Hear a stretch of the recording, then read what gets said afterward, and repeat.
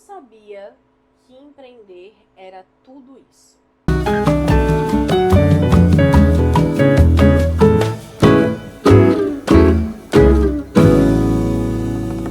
Olá, amada! Olá, senhora! Sejam bem-vindas ao Pode Nortear! Acertamos! E aí, você sabia que empreender era tudo isso? Não. Eu também não. É normal, minha gente. A gente não sabe. E foi justamente por não saber, por me lascar pra procurar, pra tentar fazer, que eu criei a empresa que eu criei. Foi Muito literalmente bom. por esse motivo. E encerramos assim o podcast. Foi exatamente por causa disso que eu criei. Porque assim, eu comecei como social media. Porque eu tinha minha experiência, eu estagiei na época que eu fazia jornalismo como social. Era o que eu conhecia, comecei por ali. Só que aí nesse movimento de ver esses bastidores dessas outras empresas e notar que o problema não era ali em cima, era mais fundo, que tinha toda uma gestão a ser feita na sua base, que ali no social media era só o topo, que eu fiz, tá errado. Tá errado. E fui catar minhas especializações, porque eu já estava fazendo faculdade de marketing. E aí eu fui catar as minhas especializações, certificações em branding, em gestão empresarial, e tentar entender e ver que é muito mais profundo. Essa é uma frase que é o que eu sugeri esse tema, porque é uma frase extremamente comum quando as pessoas estão na mentoria. E eu me lembro quando a gente teve essa conversa, né? Aconteceu uma situação e tu trouxe pra mim essa frase que a gente escuta ela e de várias outras formas também. Sim. De tantas mulheres empreendedoras. Nossa, é tudo isso, e precisa de tudo isso. E eu não sabia que era assim. Nossa, como é cansativo. É. Porque no começo, vocês estão me escutando? Vocês estão me escutando. Fiquei preocupada agora. Porque no começo, a gente, quando começa a empreender... Vamos lá, eu vou voltar em tópico que eu falo desde a primeira temporada. A gente não tem educação em empreendedorismo. Eu sei que parece chato e repetitivo, mas é porque eu falo desde a primeira temporada isso. A gente não tem educação em empreendedorismo. A gente não sabe de fato a profundidade. Hoje em dia existem poucas escolas, inclusive públicas, que estão trazendo esse tema à tona porque o empreendedorismo vem crescendo. Isso. Mas as duas coisas que a gente fala constantemente é não existe educação e empreender não é para todo mundo. Tá aí meu marido que foge de empreender como o diabo foge da cruz. Então, quando uma empreendedora, no Brasil a gente tem um índice muito alto de empreendedoras por necessidade e não por querência, digamos assim. E aí, quando você começa a empreender por necessidade, você está indo na necessidade. Então você está indo. Você do tá jeito indo, que do jeito dá. que dá, como dá. E aí chega um momento que o seu empreendimento ele ou dá certo, ou você entende um pouco melhor do mercado e percebe que você precisa ir mais fundo. E aí, no caso, ou dá certo, você começa a crescer e vê que precisa organizar, ou você entende um pouco melhor do mercado e vê que precisa ir mais fundo. E aí, minha filha, quando você vai mais fundo, é um buraco sem fim. É verdade. É um buraco sem fim. Para a criação dessas estruturas, desses processos que envolvem o empreender. Na verdade, envolve você se tornar, de fato, a empresária. Exato. Que é a pessoa que lidera aquela gestão, é a pessoa que organiza tudo aquilo. Porque a empreendedora, quando a gente fala da empreendedora, é muito isso. Eu tenho uma ideia, muitas vezes eu tenho uma necessidade, eu enxergo uma oportunidade no meio de um cenário caótico, no meio de uma crise, e eu tenho a iniciativa de fazer isso. Ali eu estou empreendendo, eu estou sendo empreendedora. Só que eu vou ser empreendedora e com o tempo eu preciso também me tornar empresária para sustentar a realização daquela ideia no meu dia a dia, né? Ao longo do tempo, na verdade. Então, tem que envolver esses dois lados. E aí é quando muitas empreendedoras, muitas mulheres descobrem que o buraco era mais embaixo, literalmente. Exatamente. Nossa, eu não sabia que era tudo isso. Muito porque é o que você falou, falta essa educação. O que é essa educação? É você apresentar para as pessoas, para os profissionais, como vai ser a vida deles se eles decidirem empreender. se um psicólogo da vida, uma psicóloga da vida, decidir que ela não vai clinicar para uma grande empresa, que ela não vai trabalhar na área corporativa, que ela vai de fato abrir a sua própria clínica, atender os seus pacientes, e ela vai precisar gerir o negócio dela. Só um minuto. Senhora, vem, mamãe. Vem cá. Vem pra cá. Ela já tá não aguentando ela mais. Ela está impaciente. A falação da gente hoje. Deitou aí e fica quietinha. Eu vou ficar quietinha aqui também, porque ela tá bem atrás da minha cadeira. É que a gente tá no, sei lá qual episódio, no flow gravado aqui. Pá. E aí a querida, ela vai arranhar minha parede pra chamar a atenção. Aí ela veio, eu notei que ela veio, eu fiquei aqui, fazendo um carinhozinho. Aí ela, quando eu parei, ela fingiu que ia arranhar.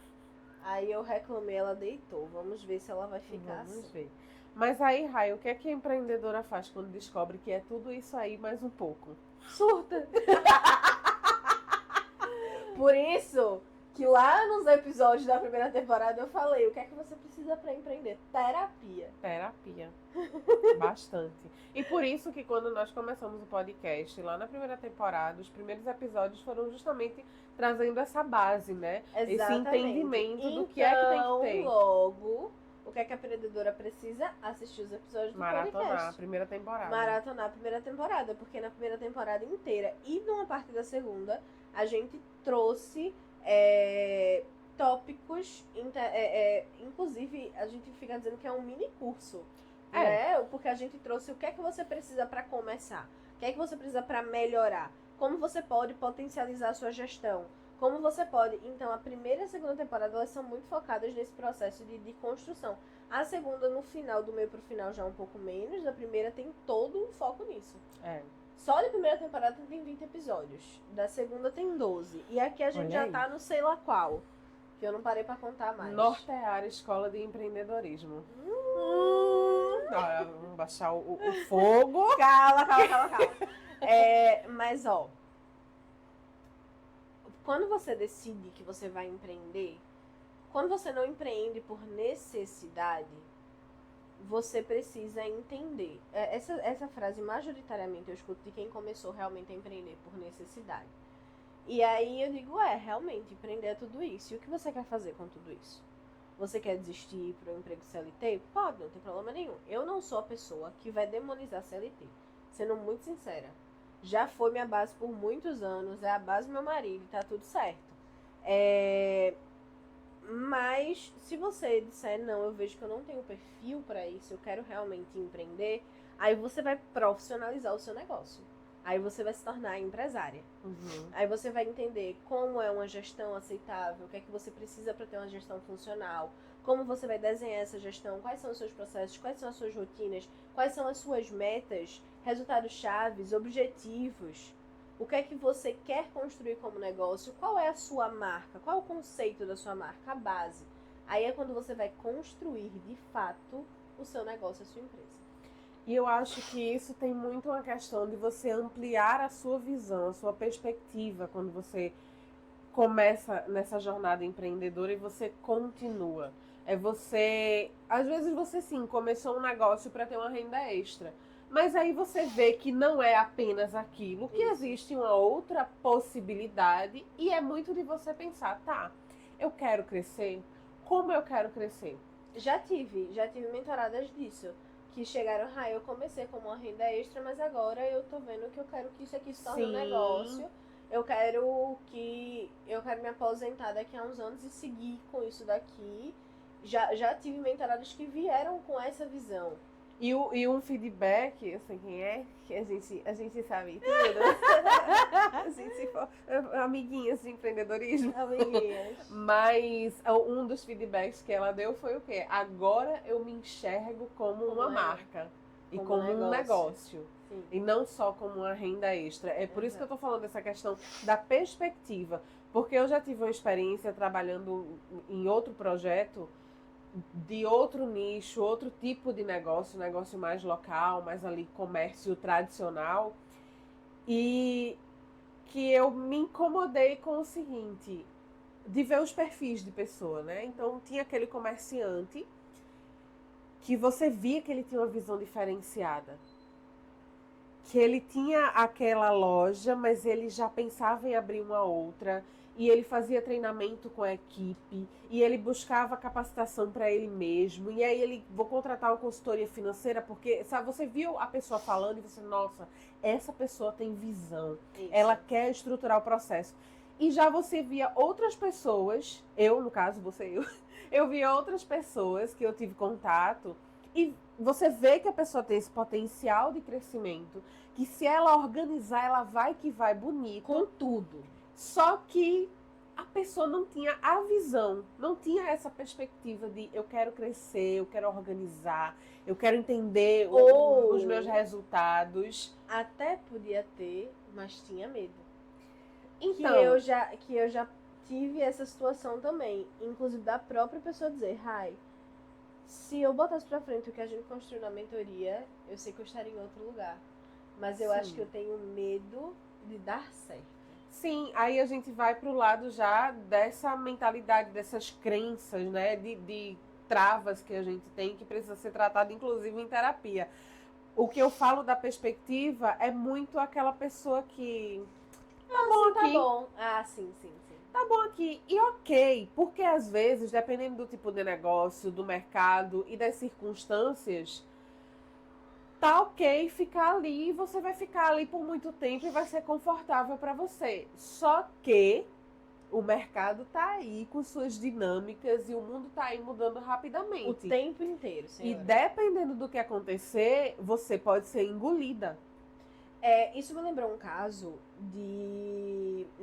Não foi uma experiência minha. Foi uma experiência, inclusive, do meu professor de branding, o Guilherme Sebastiani. E ele conta, durante o processo de especialização, que existia uma fábrica de... Eu não lembro se é uma fábrica de bicicletas ou se era materiais para bicicletas. Uhum. E aí, só um segundo, gente. Oi, mamãe. Você quer vir? Quer subir? Vem, garota. Sobe. Ela tá cheirando a rodinha da minha cadeira. A rodinha da tua cadeira? Porque eu vi que ela levantou e ficou meio impaciente. Aí ela ia arranhar. E a gente tem que o quê? No processo de adestramento, cortar os comportamentos negativos antes de eles chegarem. Entendeu? Mamãe, quer subir? Quer vir pra cá? Ih, como tá cansada. Eita, o soninho. Enfim. Enquanto ela decide o que é que ela quer da vida dela, né? Que não seja levar um grito.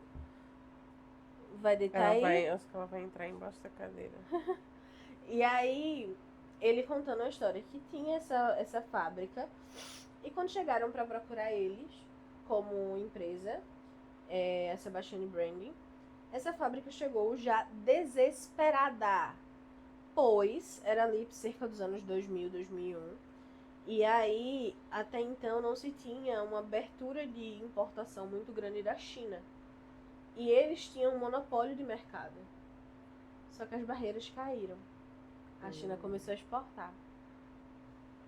E aí, o produto que era melhor comprar neles acabou sendo melhor comprar na China. E ele tinha um potencial muito grande, mas ele não estruturou a marca, não estruturou o negócio.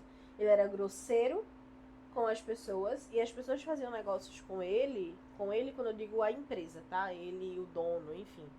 Porque era a única opção. Olha só.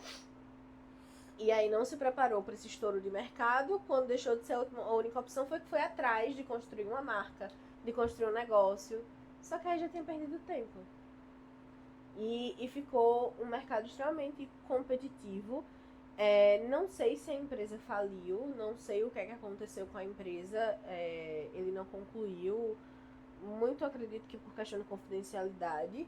Mas simplesmente ele chegou desesperado, pedindo ajuda, pelo amor de Deus, o mais rápido possível, porque ele teve uma decadência muito grande no negócio.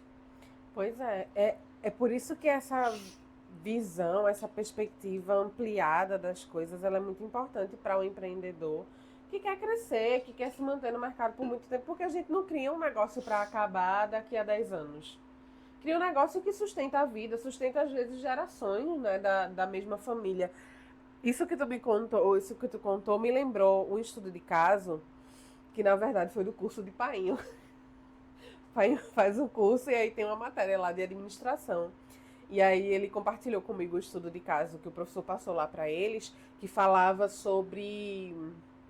Como é que chama, gente? De geração para geração. De quê? Teologia, mas tem uma cadeira de administração. Maravilhoso. Né? E aí, como é que chama? Sucessão. De empresa familiar. Sim. E qual era o caso? A empresa era na área, no ramo têxtil. E era uma empresa já de bons, longos anos.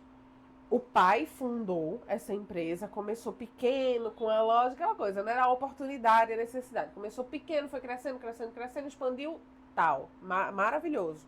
Empresa enorme. E aí, qual era o impasse do estudo de caso? A sucessão, porque ele tinha 2 filhos que ele não teve a oportunidade de estudar, de aprender sobre processo, de estrutura, de estudar administração, de estudar sobre a gestão do negócio. Mas ele proporcionou isso para os filhos, pensando nos filhos sucederem ele e levarem a empresa adiante. Mas qual era o impasse? Ele foi o fundador, ele ainda estava dentro da operação e ele tinha aquele apego à forma como ele vinha fazendo as coisas e o conhecimento que ele tinha de mercado. E esbarrava no que os filhos traziam, de que tinham estudado, das tendências, da visão de mercado, da visão de futuro de fora. E aí o impasse entre os dois era o seguinte, porque as duas coisas são boas. O legado é importante e como ele era um nome conhecido no mercado, muitos fornecedores, clientes compravam por causa dele. E ele estava tendo uma dificuldade de se retirar da operação e ficar como um conselheiro, para permitir que os filhos aplicassem as inovações que ele ainda não conseguia aceitar. E os filhos, por outro lado, ficavam meio reticentes com aquela coisa, né? Conflito geracional.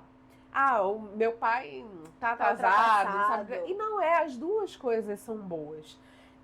E aí foi muito interessante ver esse estudo de caso para a gente entender como é bom ter o feeling do empreendedor, de aproveitar a oportunidade, mas você precisa, com o crescimento da empresa, programar essa entrada da técnica, da estrutura, dos processos. É fundamental.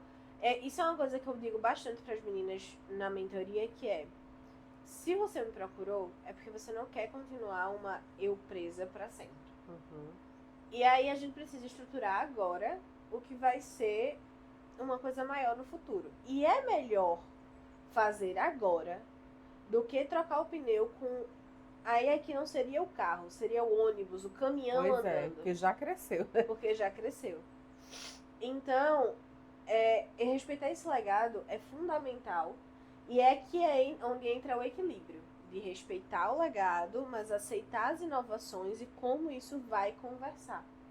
Porque é fundamental que essa chegada da empresa na atualidade seja constante, seja contínua. Se você não tem isso, você vai ficando uma empresa obsoleta. Se você fica obsoleta, você dá margem para os seus concorrentes chegarem na sua frente. E eu falei isso porque quando tu fala dessa questão da China, entrou nesse estudo de caso, tinha isso também. Porque o mercado se ampliou, né? E aí maquinários, tecnologias novas, outras empresas chegando, o mercado mudou e ele queria se manter ali do mesmo jeito. E lendo também esse estudo de caso, me voltou uma reflexão que eu tenho em relação a mim mesma, uma preocupação ou uma atenção que eu tenho em relação a mim mesma e a forma como eu vejo as coisas e como eu penso, para eu não entrar na coisa da rigidez, sabe, da inflexibilidade diante das mudanças. Porque às vezes é muito mais fácil você se manter ali preso não, tem que ser dessa forma, vamos fazer dessa forma. O seguro, né?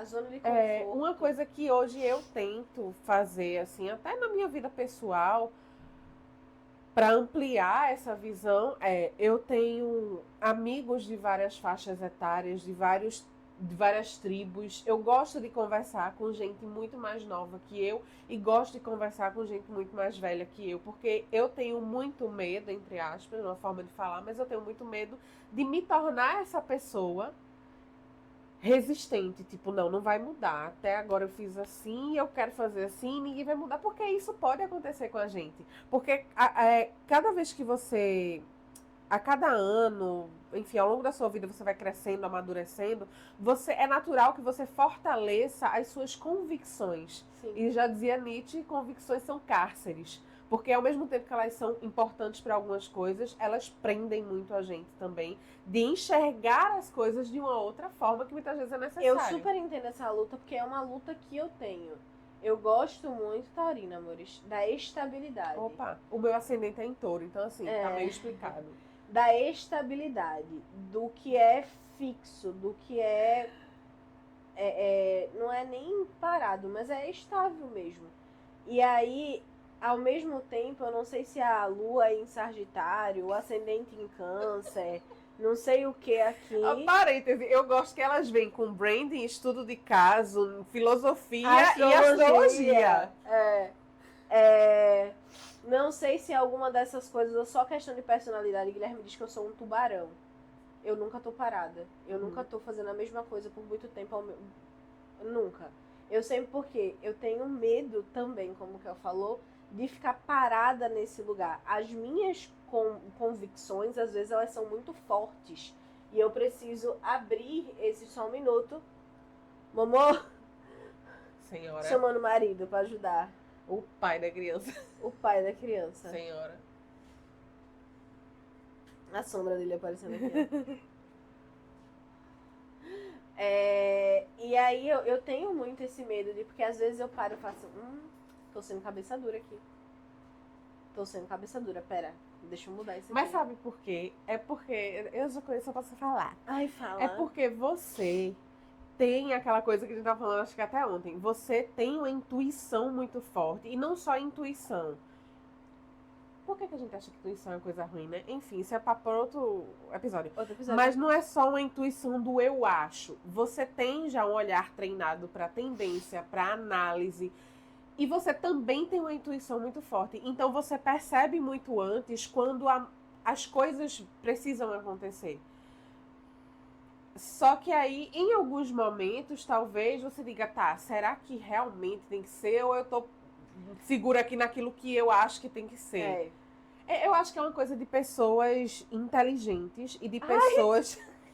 Meu Deus, chocada. Zero surpresa, que ela é inteligente, só pra ela. Mas é uma coisa de pessoas inteligentes, porque uma pessoa que ela é, de fato, preocupada em entregar o melhor, que ela busca se aprimorar, evoluir, que é uma pessoa inteligente, ela nunca acha que ela sabe de tudo. Não, eu não sei. Ela nunca acha. Eu não sei. Quando você vê uma pessoa achando que sabe de tudo, que não tem nada a aprender com ninguém e que quer tomar o fôlego de todo mundo, porque só ela sabe do assunto, pode ter certeza que ela tá no raso. O maior baile que eu já levei na minha vida foi da minha psicóloga dizendo, tá, mas o que é suficiente? Porque o que eu digo constantemente é, eu não sei o suficiente. Eu não estou fazendo o suficiente. Porque eu quero, não é o suficiente. Mas o que é o suficiente? Pois é. Mas é justamente daí, eu fico também nessa procura do não estar parada ali, eu não me prender numa convicção, porque eu sei que eu tenho uma tendência muito forte pra isso. Então eu tô aqui sempre, ó. Tipo, eu tô aqui na minha convicção, mas tô vendo as possibilidades. Vamos analisar. Tô ouvindo as pessoas. Ouvindo meio desconfiada, mas eu vou ouvir. Vamos analisar. Vamos analisar, se fizer sentido. Mas acho que é um comportamento muito relacionado àquela busca por esse equilíbrio. Sim. Tá, eu tenho as minhas convicções, eu já acertei aqui várias vezes, eu tenho provas de que a minha intuição, o meu olhar, ele é certeiro de fato, mas eu me mantenho ainda aberta para outros olhares, porque em algum momento também eu posso dar um tiro errado. Ninguém é perfeito, né? Posso, já dei, mas eu acho que isso é uma beleza do empreender. Eu costumo dizer que quando o empresário ele cresce, ele precisa continuar tendo dentro dele o empreendedor. Com certeza. Porque é o empreendedor que não vai fazer ele parar. É o empreendedor que toma a iniciativa, que enxerga a oportunidade, que vê a mudança chegando, que vê a tendência acontecendo. Agora, o que ele precisa equilibrar é ser estratégico como empresário, ouvindo o empreendedor. Empreender é tudo isso. Você, muitas vezes no começo, tem que sim, você é o social media, o financeiro. Eu vou falar aqui com o financeiro, é você mesmo. Você é administrativo, você é... Mas vai chegar um momento que você precisa entender que se você não delegar, você não vai crescer. empreender de fato é tudo isso. E a gente precisa equilibrar os pratinhos. Vai ter hora que a gente vai derrubar o pratinho. E justamente o que você falou, delegar requer ter uma estrutura e saber os processos para você delegar certo. Delegar, não delargar. Exatamente. Né? Delegar, não delargar. Eu acho que quando a gente... De fato, o empreendedorismo, ele é muito romantizado ainda. Né? Entra aqui na internet e você faz 6 em 7 e amanhã. Você só precisa de um celular com internet. De um celular com internet. A gente vem construindo um podcast, você vai ver que a gente falou muito isso na primeira temporada, querendo quebrar essa visão.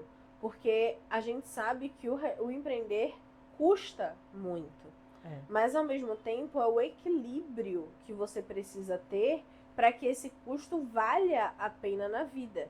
Sim. Se você só foca no empreender, ou se você só foca, vou desistir de tudo, vou só focar na minha vida pessoal, você não vai ter esse equilíbrio que vai te deixar confortável. E é assim, é desafiador, exige muito da gente, mas o que é que não exige? E outra coisa, mesmo num trabalho CLT, você sempre vai ter coisa para fazer. É por isso que, literalmente, no último trimestre, eu aceitei que vai dar minha hora de largar e eu vou largar. Foda-se. Uhum. Literalmente. Mas porque tem... Amanhã eu resolvo. É uma coisa que eu vejo muito. Você não trabalha com uma coisa de vida ou morte. Você não trabalha com uma coisa de vida ou morte. Não existe vida ou morte no marketing, no branding, na gestão. Não tem. Quando um problema aparece na gestão, ele já está acontecendo há pelo menos uns 5 meses. Você que não viu. Você que foi incompetente. Mas assim... Eu aqui, ó. Mas assim, eu acho que é importante a gente ter isso em mente. De que empreender é tudo isso. Que empreender custa muito.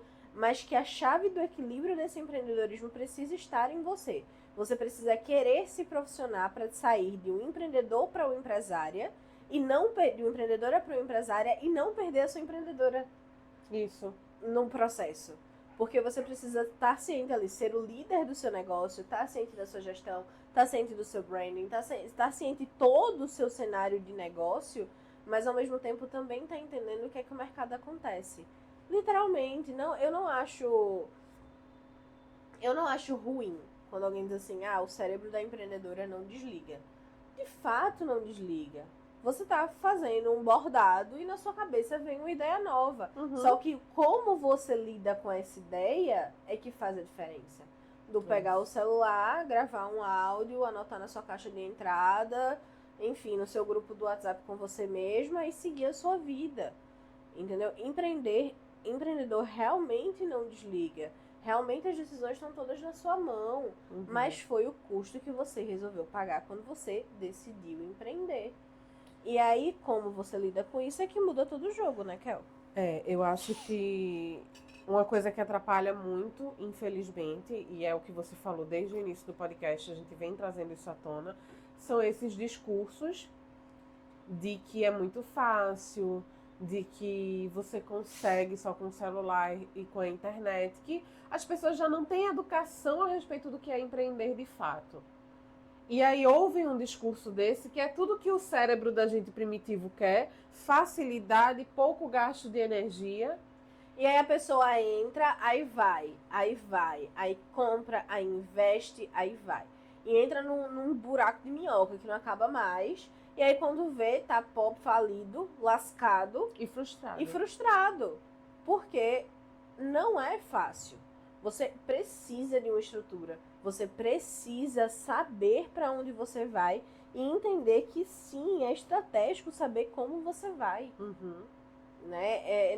Não se perder só em promessas vazias, ilusórias, enfim. Isso que tu falou para, enfim, concluir aqui com a fala da pisciana que faz aquelas analogias filosóficas. Mas tu falou a respeito de você se tornar empresária e ter dentro de você empreendedora. Para mim soou muito parecido com o nosso desenvolvimento ao longo da vida.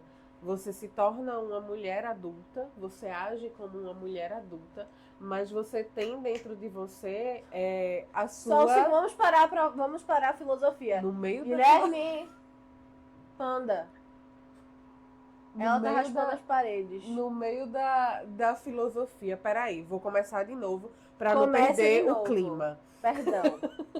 Dale. Você se torna uma mulher adulta, você age como uma mulher adulta, mas dentro de você é importante você cultivar também aquela criança que você foi, imaginativa, criativa, que se encanta com o mundo, que tem o brilho no olho, porque isso também é importante para a sua vida adulta, em certa medida, em determinados momentos. Sim. Então, uma é importante para a outra, a adulta para agir no mundo e a criança para ver ainda o encantamento, ter as ideias, a criatividade da coisa. Eu acho que é muito parecido com essa questão da evolução da empreendedora para a empresária. Ela se torna empresária para estar liderando o negócio, para cuidar da estrutura, dos processos, mas ela mantém dentro dela viva a chama daquela empreendedora que tem a ideia arrasadora e que vai e faz, né, e toma a iniciativa das coisas. Então, minhas senhoras, empreender é isso tudo.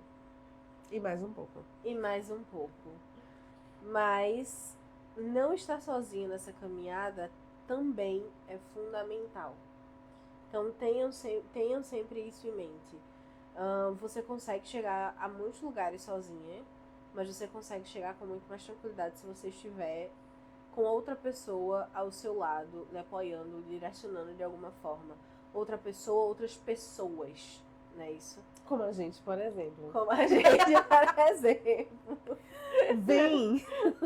Uma especialista em vendas, um especialista em branding e gestão. Muito em breve vem aí o Clube Rumo, que é justamente para trazer esse outro apoio mais emocional, enfim. Não era para ser uma CTA, mas como uma boa especialista em vendas que já colocou aqui, claro, é sobre isso. Que eu amo, que eu faço. Eu tô louca para ver muitas mulheres no Clube Rumo, então é então, isso, vamos embora. Juntas. Sempre tenho essa rede de apoio lá de vocês. É muito importante nesse processo de empreendedorismo, não é isso? Verdade. Não esqueçam de seguir a gente em @podnortear, @KerlaneReal, @Kerlane com K, @RayanneSté, RAYANNE-STHE e @Soluzir. Deu o arroba da criança que tá aperreada ali raspando as paredes, Arroba... porque a gente não falou dela hoje. @Vida de Pandoca. Ai, minha Uma gente. vida muito difícil. Ela é influencer, inclusive marcas caninas patrocinam.